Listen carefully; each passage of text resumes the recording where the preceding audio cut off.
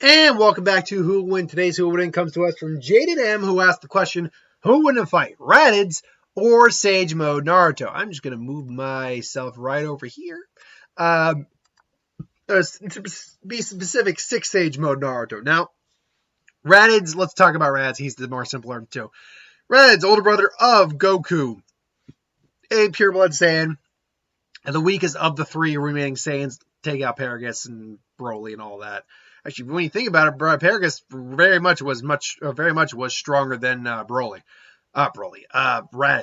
even in old age. But Radditz capable of flight, moving on pretty solid. We don't really know the max of like how fast or strong Radditz really was. Stronger than the average man, move at high speeds, a solid fighter, and capable of producing energy blasts. Naruto, in 6 Sage Mode, mind you, is moving at faster than light speeds. He has access to all of his techniques already, so any version of the Reverse Sengon you can think of. Shadow Clone Jutsu, Summoning Jutsu, the whole shebang. But then you add the fact in that he has all the Tail Beast chakras in there, so he can use things like Lava Release, the Ink Release, which is a weird thing, but he could do that, because we saw him make a Rasen Shuriken of these from the 8 Tails. The Boiling Release of the... and Acid Release, which are 2 different things apparently. There was Steam Release and the Acid Release from the 5th and 6th tail respectively. All of them together. Plus he has his Truth-Seeking Orbs on his back, which are basically a combination of all 5 chakras. He can mold them into spears, whatnot, discs, and he can still turn into his QB Giant Fox mode if he has to. Also creating Giant Limbs chakra. He's over this is Naruto's most powerful form. So, I mean, and I'm barely scratching the surface on this. Essentially, people keep saying that, yes, the Nine-Tails Fox is a planetary individual. Again, I can't find the sources that say that, but so many people do say it and get on my case for that I will treat it as such from now on. Which basically says that Naruto, in his 6 Sage form, is also a planetary individual, theoretically speaking. Even though, and I mean, technically speaking, does Naruto... Because here's the thing. You could have a planetary level of power, but not have a technique that could actually decimate a planet.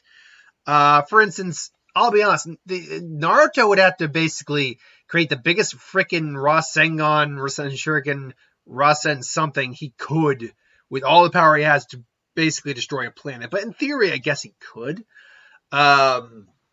We have not seen... the Tail Beast Bomb aside, we have not seen Naruto with a technique that is theoretically that powerful, or demonstrated on the level that would be that powerful. Sure, he can level mountains, no problem, but to destroy a planet is a much greater feat to do. But again, we'll treat it as such. But that being said, Radditz, in theory, was also planetary. It's actually hard to say, in theory, it's actually hard to pinpoint. There's actually more evidence that Naruto is a planetary level fighter at 6 Sage mode than Radditz is, because really Radditz, I don't get the impression Radditz could have destroyed the planet. If I'm gonna be now, yeah, killed everyone on the planet. That's a different type of discussion. But destroyed the planet, like could he have just fired an energy beam so big that would have blown the planet up? Sorry, I think I got like a hair somewhere. I don't know if he would have been that strong. Definitely could have blown up mountains. That's certain. So I mean, if these two met in combat, let's say Rad just shows up a little ways after the 4th Ninja War, Naruto's got his new arm, and all of a sudden they clash in a fight because he's maybe at the Leaf Village, he's causing havoc, and Naruto and him duke it out. He goes into 6 Sage mode or 6 Pass mode, and how does that go down? Well, first off, I actually don't think Radditz is a light. I'll be honest, I don't even think Nappa was a light speed level individual. Or if he was just at the limit of light speed. Vegeta, I do think, could probably move at that speed if he had to.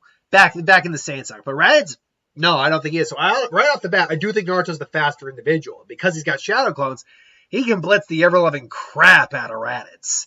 So, you get those and they just rush in right at Radditz. Radditz can definitely, react, because he is a natural warrior. He's a warrior race. So he can definitely react and definitely tag a couple of them, blasting them about. But quite frankly, Naruto is just going to be blitzing Rasengans. Now, he's durable enough to definitely take some hits. But as we saw, even Gohan, who wasn't as strong as Radditz, let's be clear, it says around 12,000, but the actual official power levels say around 12,000, 1,200. But the actual official power levels index actually say he's around 1,500. So, and Gohan was around 1,300 and some odd number. Yeah, he was below 1,400, but above 13. So Gohan wasn't even that strong enough to hurt him. But he's strong enough to crack the armor, and even then, that more or less just hurt him. And because he's got armor on, he's going to be able to take a chunk of Naruto's blows, not all of them. Rads, that being said, would power up an energy, blast a bunch of the clones away. Maybe just use, keep your eyes on the batty, and just try to blow up basically like a village or a building. Naruto getting away with a clone. And then he'd probably just come in and blast them with either Rasen Shuriken or a magnet release. Well, not magnet release, but damn it, what was that? Was it the demonic seal? The one that involved the Shikaku's chakra. Naruto. 1 second. Uzumaki. I want to see if I can get the name of that technique, because that one, it's not magnet release. I know that. Because that's a Kekkei Genkai. That's an entirely different type of technique. So let me see here. Sage Art. Oh, okay. Oh, I was wrong. It's Sage Art Magnet Release Rasengan. Let me be 100% sure. Let me get that up real quick here, just to be 100% sure that is the case here. There you go. Sage Mode Magnet Release Rasengan. There we go. So, getting that up real quick. Sorry about that. Okay, there we go. Okay, that is the exact one I was referring. Okay, so it is called Magnet Release Rasengan, which is weird because it's not. It's as far as I know, it's not magnet release. It's using the curse the seal pattern. It's got the curse seal markings on Shikaku, which does create a seal, which is that. And I will say this: that was a cool way to use the Shikaku's abilities. Could have just made it like a sandstorm Rasengan, but no, it's a curse seal Rasengan. That's actually quite a unique technique. I'll also say this: comparing the two pictures of the anime and the manga, I'll be honest, kind of prefer the anime. I kind of prefer the manga because when I break it down, it's just a Rasengan with the Shikaku's parents, which is cool looking. But in the manga, it looks like the Shikaku just rolled up into a ball. Like, it looks like a giant thing of sand. That actually is kind of cooler looking to me. I digress, though. So, yeah, he could also hit the... I think he'd probably end the fight either with that or just one big blast of lava release or whatever and just seal Rads. Ultimately, yeah, I'm on the Naruto side of this. Generally speaking, Dragon Ball Z characters are much stronger, just overall sheer power-wise than Naruto characters. Once you get into like some of the big heavy hitters, or even the mid-tier, like when we're talking mid-tier, I'm talking about like Piccolo. Piccolo's mid-tier. He'd wipe the floor power-wise with the majority of the Naruto characters, because he's well and truly a planetary level individual. He's probably a solar system buster at this point. Or like the androids. The androids would wreck most of Naruto. And let's not even get into our Saiyan colleagues here. Even Goten and Gohan, Goten and Trunks, Kid Trunks, they get put up a solid fight. And that's just because they have Super Saiyan on their side.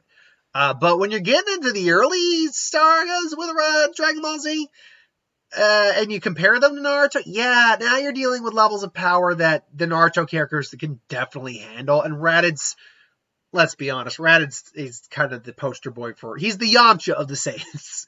And that's unfortunate. Hell, even Tarball was probably stronger than Radditz, which is, again, very sad. But I digress. Ultimately, I do think it's Naruto who takes the fight. Or takes the win. But who do you think wins? Radditz or Naruto? Again, we're talking about 6 Sage mode Naruto. So put that in the comments below. Let me know. But thanks for watching. Hope you enjoyed. Like, comment, share, and subscribe.